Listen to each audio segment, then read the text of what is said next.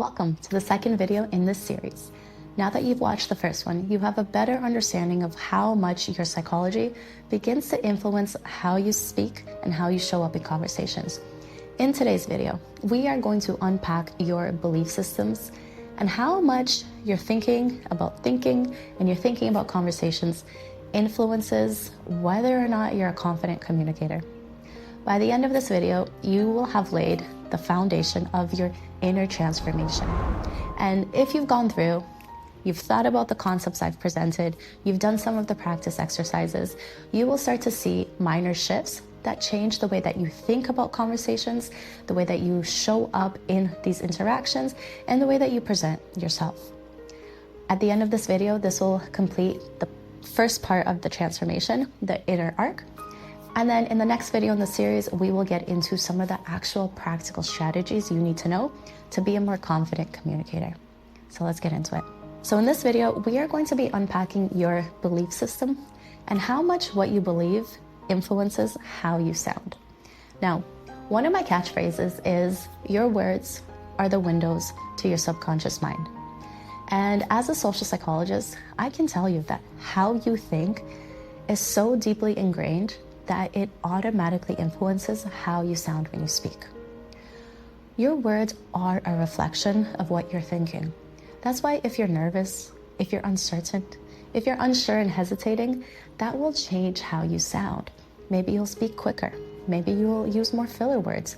Maybe your pitch and your tone will change, and all of a sudden, you sound like you're high-pitched and unsure, and every word ends with a yeah. And that's because it's all rooted in your mindset and your psychology and your thoughts. So let's break down your belief systems. Your belief system starts to be created in early childhood. The things that you're taught to value, the things that you're told to do, how you are told to speak and to show up, what you are praised for, what you are scolded for, the things that you see other people doing that you start to model and copy yourself. All of that affects what you see and how you see the world to be. And it all influences your self-belief in yourself. So if you're someone who was always taught to sit still, to talk quietly, to not take up much space, it's not a surprise then that showing up loud, confident, self-assured is going to feel quite far out of your comfort zone, because you were always told that that's not how you should be, that's not who you are. All of your past experiences, all of the things that you were told, that you saw, and that you lived through, all combine to create your belief system. Your belief system defines how you see yourself and how you think you should act. And this is where the idea of self-concept, of identity, of self-esteem all starts to get intertwined. Because how you see yourself will always determine how you think you should act in a situation. Let me give you an example. If you're someone who defines yourself as being outgoing, then you think that it's okay and that you should be and that it's normal to go up and talk to strangers, to go to networking events and strike up a conversation, to talk for long periods of time and be okay with that.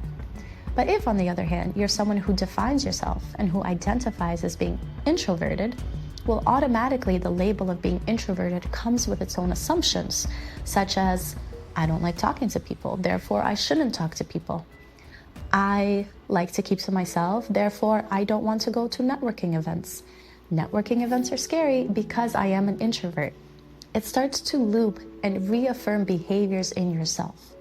So your belief system shapes how you see yourself and how you define yourself. How you define yourself then shapes how you act. So whatever labels you have given yourself, whatever words you identify as, however you would describe yourself, that is always going to shape how you act. Because psychologically, we always want to be in congruence with the two. That's why if you've ever heard the term cognitive dissonance, if how you think and how you act isn't in alignment, if they just don't match up, you're going to feel icky about it. You're not going to like the feeling. You're going to feel like something's off. And it's going to bother you. And that's because the two are mismatched. Now, we're going to pause right here and do a quick exercise. I want you to grab a piece of paper and I want you to write out at least 20 different words to describe yourself. Now, when I do this exercise with my clients, usually they can get through 5 6 words, and then they hit a wall. And most people never really take the time to consider how they think of themselves and how they would describe themselves. And then if you layer in the fact that you were taught to be humble or you were taught to not brag, it becomes even harder to say nice things and positive things about yourself. Now, you can either go through and just write out the 20 words that you would use to describe yourself, or you can take it one step further and you can divide it into 2 columns and list out all the positive things that you see about yourself, all the positive words and adjectives that you would use, and then list out all the negative ones as well. And then it's an interesting exercise to cross-compare and to see the different qualities that you see in yourself. And sometimes we don't even know that that's what we think until we verbalize it or get it out on paper and see it in front of us. So pause if you need to and go ahead and do this exercise.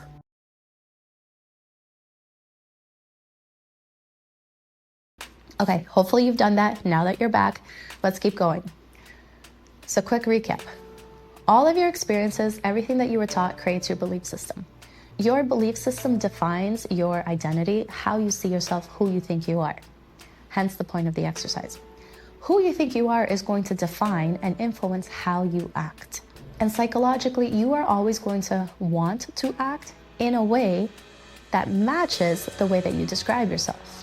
So go ahead and look back and reference the list. What are some of the things that you wrote down? And then reflect on how you tend to act, how you tend to behave, how you tend to carry yourself. It's no surprise that there's a lot of matching between the two.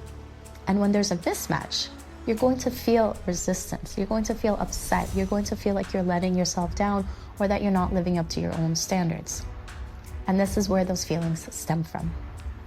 Now, if we keep going, how you act is always reaffirming how you feel about yourself and what you believe about the world, about yourself, about your circumstances.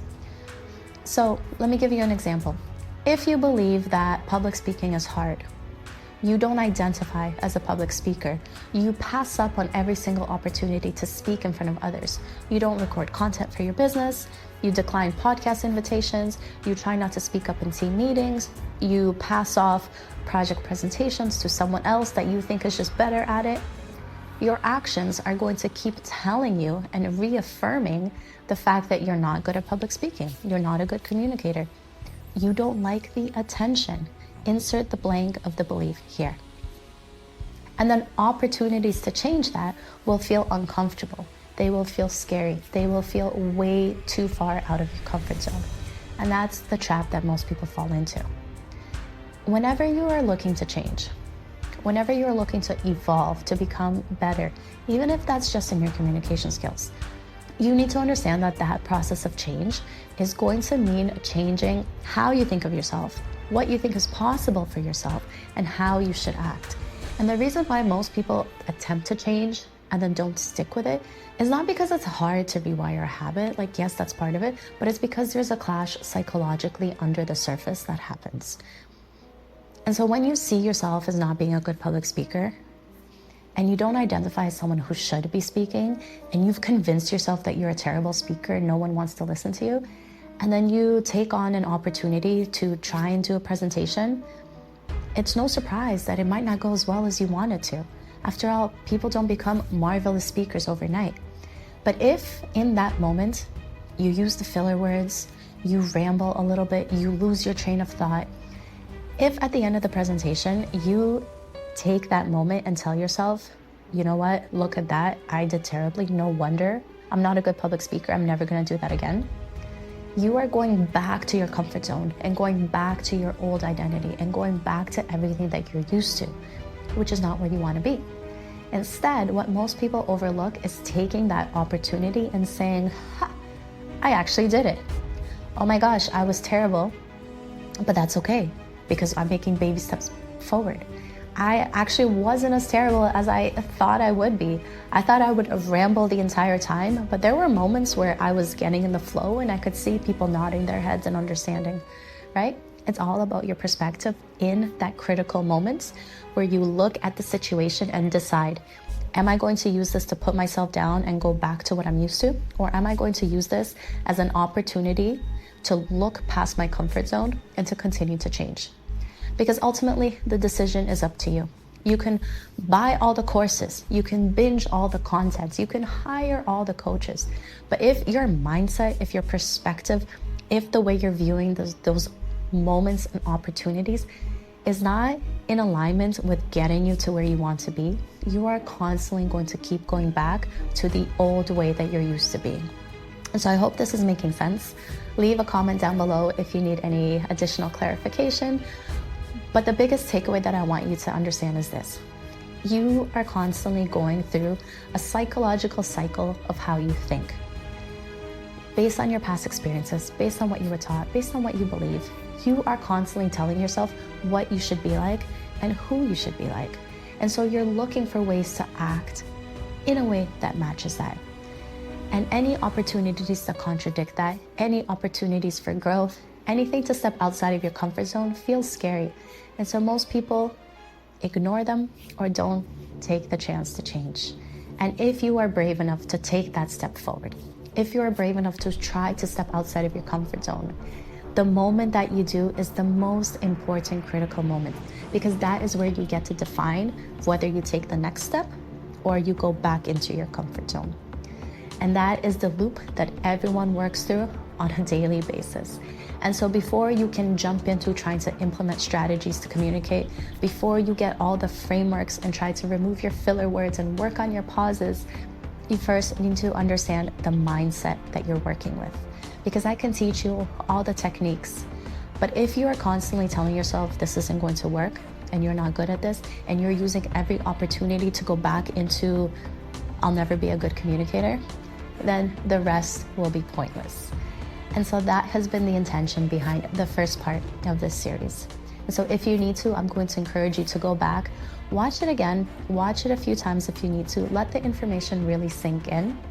And when you can get on board with changing who you are, when you can get on board with improving how you show up, when you can get on board with looking at yourself through a positive light, of being your own cheerleader, of encouraging yourself to continue to try to change, then you are ready for the next part of the series. And I'll see you in those videos. Take care.